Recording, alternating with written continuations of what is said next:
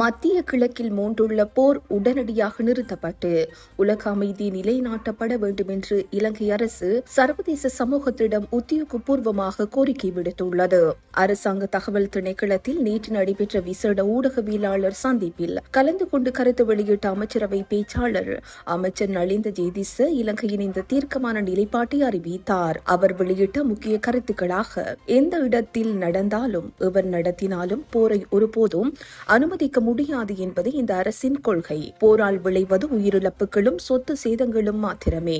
எனவே உலக அமைதிக்காக இலங்கை எப்போதும் அர்ப்பணிப்புடன் செயற்படும். மத்திய கிழக்கில் நிலவும் இந்த அசாதாரண சூழல் உலக அமைதியை குலைப்பதுடன் பிராந்திய ஸ்திரத்தன்மை மற்றும் உலக பொருளாதாரத்தில் பாரிய எதிர்மறையான தாக்கங்களை ஏற்படுத்தும் என குறிப்பிட்டுள்ளார். மத்திய கிழக்கு நாடுகளில் வசிக்கும் மக்கள் பணிபுரியும் இலங்கையர்களின் பாதுகாப்பு குறித்து பேசிய அமைச்சர், அங்குள்ள இலங்கையர்களின் பாதுகாப்பை உறுதிப்படுத்தவும் அவர்களுக்கு தேவையான அவசர உதவிகளை வழங்கவும் வெளிவிவகார அமைச்சு ஊடாக தொடர்ச்சியான நடவடிக்கைகள் எடுக்கப்பட்டு வருகின்றன.